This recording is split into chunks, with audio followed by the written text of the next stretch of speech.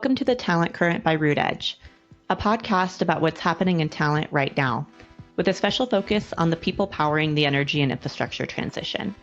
I'm your host, Mindy Prefling. I've spent nearly a decade in recruitment, helping some of the most influential companies in renewable energy, power, and digital infrastructure build the teams that drive their growth. Over the years, I've led high-performing recruitment teams, partnered with some of the industry's largest players, and launched and hosted the Soapbox series, a podcast where I spoke with leaders across energy and infrastructure about diversity, equity, and inclusion. Now, with the Talent Current, I'm evolving those conversations forward. Each episode, we dive into honest discussions with industry leaders about hiring, leadership, culture, and what it takes to stay grounded in a constantly shifting landscape. We'll explore everything from executive search and organizational strategy to leadership coaching and the changing workplace landscape. And we'll shine a light on the women breaking ground in traditionally male-dominated spaces. At Root Edge, our mission is simple: connecting people to energize tomorrow. And this podcast is an extension of that mission. Whether you're scaling a company or building your own career, the Talent Current is your place to stay plugged into how work is changing and who's driving it forward. Today, I'd like to welcome Meghan Craig to the Talent Current. Meghan is a regenerative leadership coach and strategic advisor with over 2 decades of experience advancing systems change in renewable energy, climate action, and disaster response. Trained in environmental policy and public affairs, she has led cross-sector initiatives that bridge science, policy, and innovation to drive scalable, sustainable solutions. As the founder of the Regenerative Edge, Meghan partners with purpose-driven leaders and teams in sustainability who are navigating high-pressure environments. She helps them move beyond burnout and decision fatigue into clarity, resilience, and strategic influence. Known for her catalytic clarity and systemic thinking, Meghan supports leaders in identifying what no longer works, illuminating the path forward, and aligning action with long-term impact. Her approach integrates systems thinking, regenerative strategy, and evidence-based leadership coaching. Grounded in lived experience and a track record of real-world results, Meghan equips leaders to sustain their vision and voice while shaping the next generation of resilient systems, cultures, and solutions. At the heart of her work is a belief that the edge, the threshold between old systems and emerging possibilities, is where innovation and transformation take root. Meghan guides leaders to stand confidently at this edge, ensuring their climb is not only ambitious, but aligned with the future we must build.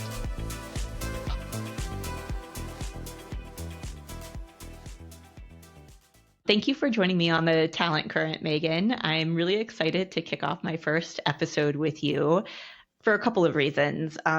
One, this is a new series that I'm launching that is a tangent from a previous podcast that I hosted, and I'm really evolving conversations beyond diversity, equity, and inclusion, and focusing a lot more on leadership concepts, coaching, and how the landscape around our corporate culture is evolving and so on. So I'm excited to have you as a guest because of how we met 6 years ago at the Rise Leadership Forum in 2019, when 6 years ago doesn't sound all that long, but when I think back on where my career has come and gone, and I've heard about your path since we last met, I'm just really excited to get to share this opportunity with you and meet with you. So for some context, Meghan and I met at the Rise Leadership Forum in a professional development committee where I was actually a coach mentor, and Meghan met with me for some help on her resume and her job search at the time.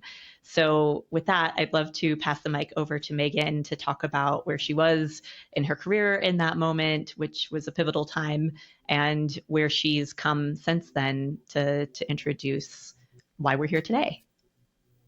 Great. Mindy, when you said 6 years doesn't sound like that long ago, it's, just for context, it was pre-COVID.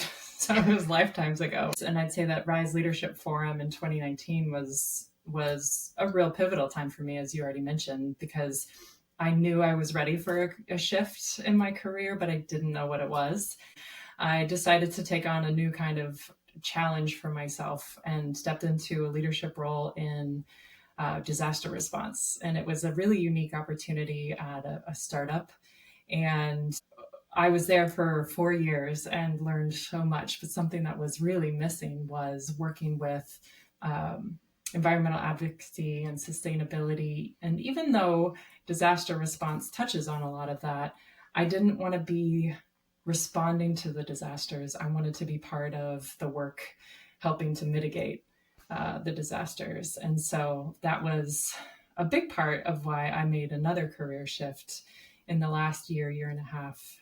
I was enjoying the challenge in a fun leadership role, leading a really big, innovative team at an innovative organization. And like I mentioned, I had felt like there was something missing, and I just kind of pushed it away. Right? I'm gaining experience. I'm learning what an opportunity this is, a great paycheck, a great title. It was fun. Yeah, right. It was success on paper. And a big turning point, there were a number of things happening, but the big turning point for me was when I finally got the knee pain that I was experiencing checked out. And a physician told me I needed 2 knee surgeries. And that's when it hit me that I had kind of neglected my needs because I was more or less living what I thought I should be doing. Even though it was fun to say on paper, I kind of realized at that point that I had really become a little disconnected from what I really wanted and from my passion to heal, because the second surgery I had would require over a year of recovery. With that time off, with that slowing down, I realized that I needed to invest in some skills. I needed to invest in myself, not just take time off, but really I wanted to see what happens when I started to make those investments. And I decided that coaching and facilitation would be some skills that I wanted to grow. Things that I did naturally, never had any formal training in them. And I found my way to a year-long coaching and facilitation program that really started to change a lot of things. Because as I invested in those skills, to become a coach, you have to be coached. And so that experience was really incredible. My end goal is not to be a coach and a facilitator, but to really figure out how to integrate those skills in the work that I do in my career moving forward. And so I founded the Regenerative Edge. And right now I'm working with women leaders who are kind of at that edge of change, that discomfort, similar to the discomfort I felt, burnout, overwhelm, exhaustion, but also just some feelings of being a little stuck, just not knowing what's going to come next, not really being able to name what's coming next. And I'm so glad I had the support that I had while I was kind of moving through that place in time of uncertainty. And right now, that's really what I want to bring to so many other amazing women leaders who might be feeling something similar. Thank you for sharing your story and how you got here. I can imagine that most people who go into coaching and leadership training likely went through a similar experience themselves to get to that point. And I really appreciate that we've had this opportunity to get to reconnect. And what brought us back together is, again, the Rise Leadership Forum, where someone recommended you as a speaker. And the workshop that you've put together is Beyond the Inner Critic, a practice-based workshop to cultivate awareness and action. And you and I have spent some time together coming up with the program, and I'm really excited to get to support you as you host this workshop coming up. So I want to zoom in on this concept that I know that you do quite a bit of within your leadership training. So maybe it would be helpful for our audience to understand what we mean by the inner critic and what is imposter syndrome. Yeah. Well, I think you started to name some really common ways that we express this experience, right? It's imposter syndrome can really be a very common one, especially for women. And I found that often we use it as a catch-all term, and we say, "Oh, God, I experience imposter syndrome. Oh, me too. Oh my gosh," and then we leave it there. Right? We don't dig deeper, sometimes even within ourselves, let alone in a group or even a one-on-one situation, because that's the vulnerable part, right? That's going into the tender parts of us that we have been kind of culturally ingrained to keep down, we don't want those to be seen, because what if someone thinks that I'm not perfect, right? Well, perfection is not a thing, right? I mean, it's something where it's this myth, right, that we strive for, but it's not actually there, because if we were all perfect, how boring would life be? But thinking about imposter syndrome, it can show up in so many different ways, and it's a complex experience that all of us have, and it's also deeply personal. But some very common ways that it shows up is in self-doubt, or this fear of judgment, or this fear of failure. It can also show up as, this overcompensation, right? And this focus on others, where we forget ourselves. And then that comes out as it's exhaustion, it's overwhelm. That's where burnout really stems from. But also we bring in these feelings of, I don't know if I belong here, right? And so then we're kind of constantly striving to prove that we belong. I'll say that was one of my experiences in my last role, where I was fighting to belong in a room that eventually I took a step back and realized I didn't even want to be in that room, but I had been fighting so hard to be there.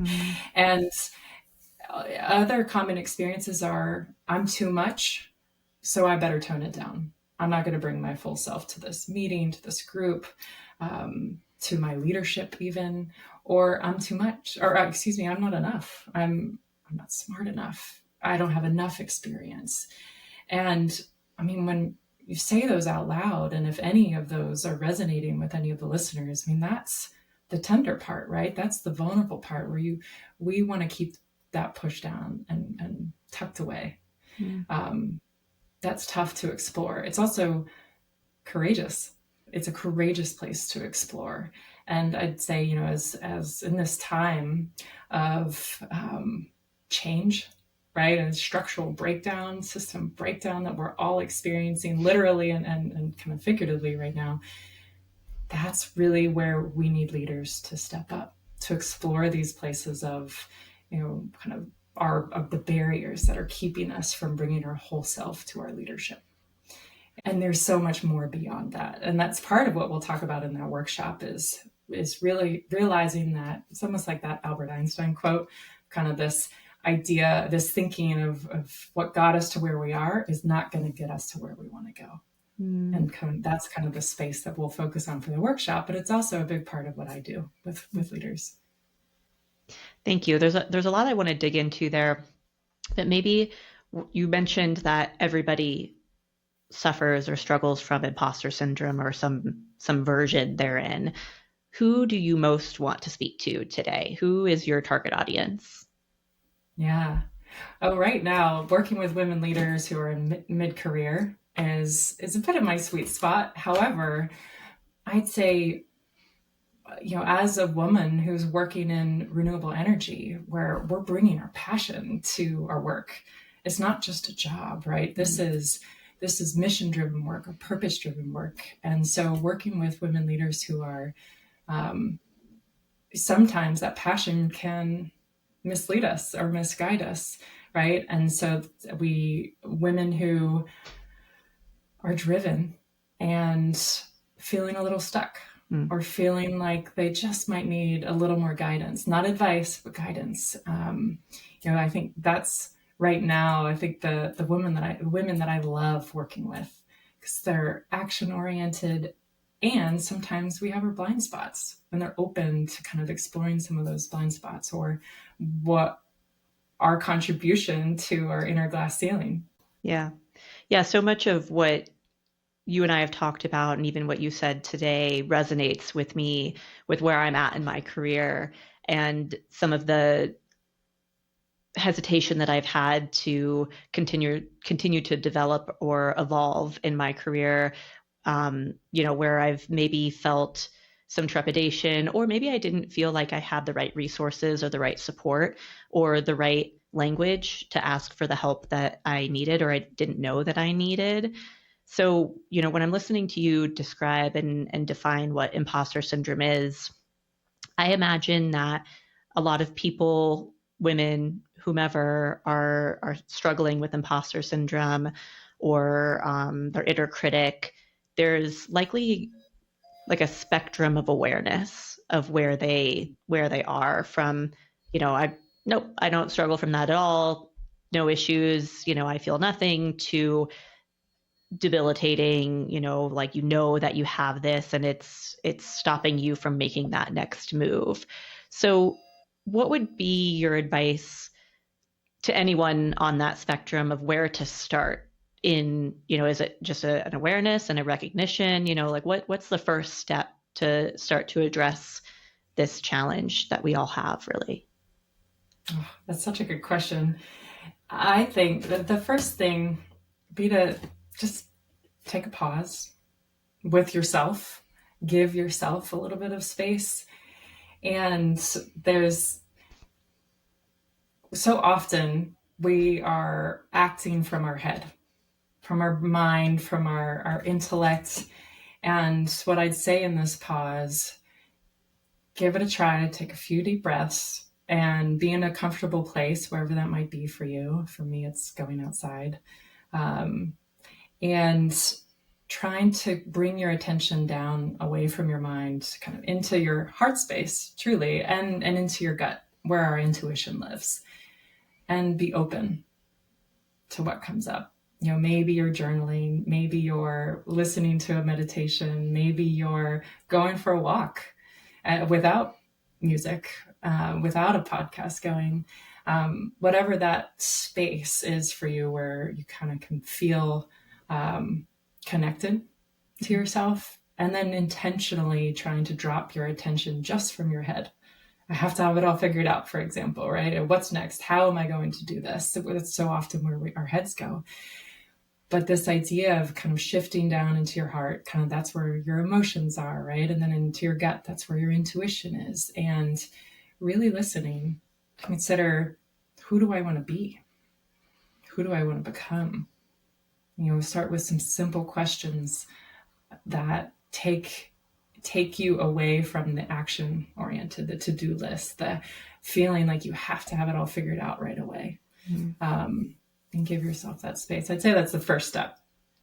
Yeah, that's really good. So whether or not you recognize that you are in this state or you're feeling triggered, recognizing that you are triggered and then taking a moment to ground yourself, kind of wherever you are on that spectrum. And then what would be the next step? Because we've talked a lot about kind of naming this part of yourself. Why is this happening is maybe a better question. Like, why are we having, you mentioned in the beginning, maybe it's that you feel like you're too much. Maybe it's that you feel like you're not enough. Like, what are some of the root causes that we are so concerned about performing? Yeah. Well, I'd say asking why questions sometimes brings us right to our heads, out of our heart and out of our intuition, out of our gut. And it's like, oh, I have to have an answer. So something to consider is, what am I feeling and what do I need? And knowing that getting to the root cause takes time. It does take time, and it's normal to take time. So when we're talking about imposter syndrome and performance anxiety, and you have this feeling when you're about to give a presentation, for example, know that that is deeply ingrained, right? That didn't necessarily show up overnight. It didn't necessarily only decide to show up because of this one stressor, for example. But taking the time to ask yourself, like, to really start to, you used a great phrase, naming it can be really important. Sometimes you name one thing and that's just at the surface. And then you can go a little deeper again and deeper and deeper, and asking questions like, what do I need? What do I feel? Or trying to pay attention to what happened right before you shifted perhaps from confidence, excitement, and then self-doubt really started to creep in. What happened right before that, right? Was it an experience you had in your body? Was it an experience with others, for example? And starting to name these things can also start to be quite powerful, give you more information, give you more data to kind of take in. And so I think this idea of the openness, being open to new things or new information, is a big part. That's part of that first step of reflection. And then starting to name things, I think, is another. And I'll say the third piece is finding a good mirror. So not necessarily asking for more advice, that external validation, right? What should I do? What should I do? We go to our friends, we ask it, and they're great conversations, but they're often responding from their perspective. And it's not that you can't get really great nuggets from family and friends and colleagues, but most often we have the answers already within us. And so investing in a mirror of some kind, and not literal. I mean, yes, you can spend time talking to yourself and doing certain exercises in front of a mirror. That also, to be honest, that actually can be quite powerful. That's just like journaling. It mirrors back to us what's really starting to come up. But coaches, sometimes mentors, advisors, there are lots of different ways that we can invest in things that will help mirror back to us, the things that we're really good at, or help us draw out the possibility that we have that we've been maybe even afraid to say out loud because of this inner critic, or because of this focus on, what does my resume say? What is my current title? Oh my gosh, I can't pivot to something totally different because I don't have experience in that, or my resume won't back me up. But we all know that our life experience and our inherent skill set, those are big things to pay attention to. And there's always opportunity to invest in more skills, build our capacity to do new things. And that's where it can feel a little uncomfortable, but it's so possible. And it's oftentimes it can be much easier when you have a good guide, whatever that might look like as you're moving through places of uncertainty and discomfort and vulnerability. But that's really where the growth happens, and really where we can start to explore the roots, I'd say, of what is feeding that imposter syndrome, or there's feelings of self-doubt, for example. Yeah. So I think about your audience, women in kind of like mid-career and leadership positions. And then I think about the work that you do, and some of these phrases like imposter syndrome and, the others that we've talked a little bit about today, but all kind of stemming from that same concept. A lot of these words in the corporate setting are really stigmatized. And I think that's why there's this spectrum of awareness, is that, we don't know what we don't know. If you haven't heard the word before, nobody has ever talked to you about it, or you haven't had a safe place to talk to a mentor or a manager or a leader about the feelings that you have, or the fear maybe that you have around performing. How would you suggest to somebody to, once they've, if they're listening to this and they recognize, wait, this is something that I struggle with, what would you recommend to them to seek resources? Like, what resources do they have, or what's the language that they can use to talk to their manager or talk to somebody to really get the development support that they need in their career? Yeah. Well, I think you've named so many good ones. And if those aren't feeling comfortable, right? If you're feeling like you're ready to be vulnerable and really explore something, and working with your peers is not something you want to do. I'll say one of my previous organizations invested in a really amazing app where you could answer all these questions, and you could get paired with a mental health professional or a coach, and now I think there are so many ways that we can invest in our learning and our growth. Sometimes it's a matter of just learning a new skill set, right? Sometimes, as in this conversation, if we want to really do the work to be our whole selves, to really bring that connection and our messy bits, our completely not finished bits, and the growth edges, and all of the amazing experience and our brilliance that we already have. To be honest, over the last 3 years, I'd say investing in coaching can be really incredible. There's also so many types of coaching out there. And not all coaches are created equal, right? And I've met some really great ones, and I myself have experienced some that have just given me advice, and that's not what coaching is. From my perspective and the kind of coaching that I do, it's really centered in kind of a woman-centered approach. And that's right now why I'm working with women. And it's really about transformation.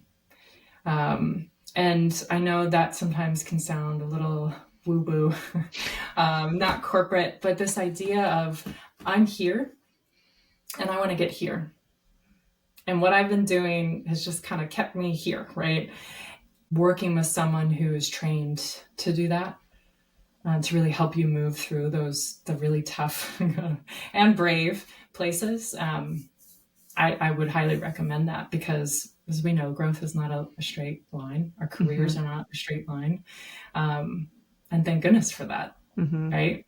I think as you grow, you continue to come up against growth edges, because you're always taking in always more opportunity to push yourself, right? And to take on new experiences. Yeah, because what I'm hearing is everybody has kind of different professional development needs in their career.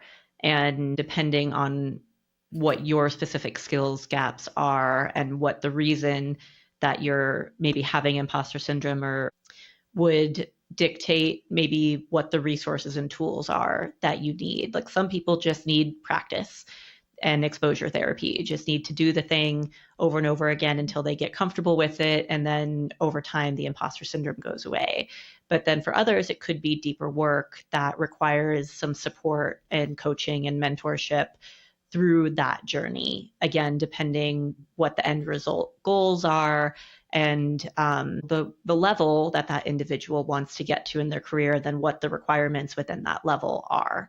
Because if you are really struggling with imposter syndrome and want to get into executive leadership, you might need a little bit more help than somebody who, just has a couple one-off presentations that they give. So yeah, what I'm hearing is it kind of depends on where you want to go in your career and what the skills gaps are to get there. Then you can identify what tools and resources can help you. Absolutely. I'll add one piece to that, if I may. It's also kind of what you're open to at the time, right? I mean, we're not always open to therapy, going to psychotherapy or counseling. Sometimes that's also what's needed to really process something from our past. So I'd say that openness and just taking that next step, that's a big part of it, right? Continuing to lean into that edge and growth, and it'll look different for everyone. And what you choose to invest in when you're up against that edge or that discomfort, perhaps it might change over time as well. Professional coaching, leadership coaching is kind of like the corporate version of therapy. And, I don't know if you look at it that way or if that's just how I look at this, but I'm curious what your take on that is and what that means to your practice. Yeah. I'd say that investment in yourself is big. And I think, if that comparison helps some people see the benefits of like, okay, this is for me to invest in my leadership. And if we think about it, we break down what leadership is. For me, for a long time, it was leading others, right? And where the worlds really merge, it's this idea of self-leadership. And it actually brings up my favorite quote from Rumi. Yesterday I was clever and I wanted to change the world. Today I'm wise, so I'm changing myself. And this, I think it really gets at this concept of self-leadership and that investment in really staying connected to who we are, authentically, bringing our empathy, bringing our compassion, bringing our goofiness, right? Our raw edges, like we talked about earlier, the messiness of being human and the human experience. I found that coaching also helps us reconnect with that. or the kind of coaching that I do. So it's this idea of bringing self-leadership first, really investing in what that means to us. So many of us, again, myself included, have dealt with a personal self and then that professional self. And they were separate because of, I'd say, things like our inner critic, because of our self-doubt, because of this cultural inherited way of what a leader is. So I should be this. I need to do that. And so again, I think that work of the coaching work, bringing ourselves back to that connection with who we really are and who we want to become, that is, I think, a real opportunity to shift how we lead, because it's really about leading ourselves first. The best investment that you can make is in yourself. And I agree with you that the person that we are at home is not different from the person that we are at work. And if we can bring our whole selves to work, we give permission to the people that we're leading, if you're in a leadership position, to also bring their whole selves to work. And then it helps to engender a more positive culture and a safer place to work, that people can really grow into the best version of themselves professionally. And then that will translate into, a more productive workforce and so on. And yeah, so I feel like they're one and the same, but I think it's not always popular to seek help, unfortunately. Yeah. Yeah. And I'll say that something that's helped me really differentiate coaching versus therapy, as therapy kind of looks into the past. What coaching really does is keep you looking forward. It's future focused. So it's like this idea of rear view mirror versus kind of windshield. Like, ooh, where do I want to go? Mm-hmm. Yeah. So we set up this episode to take some time to talk about the workshop that you're hosting at the Leadership Forum. And I want to give you a moment to talk about what this workshop is about, and what philosophies from the Regenerative Edge that you'll be bringing to this workshop that people can look forward to that will be attending. Oh, amazing. Yes. Well, we will definitely spend time talking about our inner critic, and we've already touched on that. And so we'll go a little deeper. But we'll also take some time to connect to kind of our leadership vision, as everyone will be in a different place. And that vision can really look like what I want to get out of the Rise Leadership Forum, right? It can be that immediate, but it also can be like, I want to own my own company. I want to launch something really big because I have all these ideas. Or it could be, I really want to take that next step in my career of managing a team because I haven't done that before, right? So depending on your experience and really what it is you, kind of that growth intention, that vision, we'll spend time really connecting to that, because that's really important for when it gets tough, when the inner critic shows up.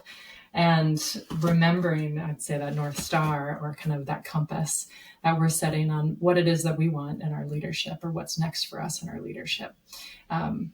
Really connecting to that will help us keep going when it gets hard. So we'll definitely spend time there. But some concepts that I am excited to introduce to the workshop participants are this idea of regenerative leadership practices. And you might ask, I'm getting funky here. You might ask, what is regenerative leadership? And it's this idea that things work in cycles. We have so much to learn from nature, and we're part of nature. Nature shows up in cycles, and there's time for growth. There's time for planting seeds. There's time for harvesting. There's time for composting, et cetera, et cetera. And this idea that we as humans also need all of those things. We might use different language.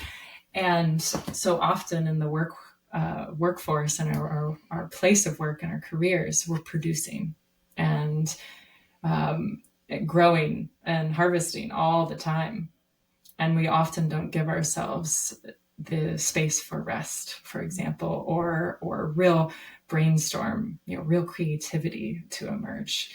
And so that's just one part of regenerative leadership. But it's this idea, it's not just this concept that we can bring to our workplace. I'd say we bring to our lives. And that to me is kind of this idea of building sustainable leadership over time and over our careers. And another concept I'll be introducing is this idea of kind of feminine strategy, right? We have this, so often we bring and work within a masculine kind of leadership system. And it's not gender-based, it's just part of the culture that we've grown up with and that we've been indoctrinated into. And there's a real opportunity for all leaders, not just female leaders, to bring in this kind of feminine leadership side. And so we'll be introducing some of those concepts and kind of practicing and exploring a little bit of that. And, for every participant, they can take what they want. But it's this idea that I'll be planting some seeds kind of what if I tried something new? What if I tried this on? Oh, that feels great. That doesn't feel so good. So some new concepts there. And really, we'll be also working on presencing ourselves. I'd say because this is a women's leadership forum, a practice that I've loved and the clients that I've worked with have really enjoyed as well is being intentional about where our presence is, where our attention is. So often as women, our focus and attention is on others first, before ourselves. Oftentimes women see it as selfish to think about ourselves first, right? And so this idea of self-sacrificing as a leader can often lead towards burnout. So it's a practice I'll be bringing into the workshop. And I really do think the participants will enjoy just seeing it, observing it. They'll have the practice to take with them so they can do it on their own whenever they like. And then we'll really wrap up the workshop with action. So everyone will have an opportunity to really think about something that they learned, an awareness that came up, for example, in the workshop, and one thing that they can do to kind of implement that awareness or to really embody it. Because it's one thing to have new awarenesses, and that's nice, but that's not really where change happens. It's really that implementing that awareness through our actions and really shifting our thoughts and our feelings behind that action. That's where you really start to see change occur.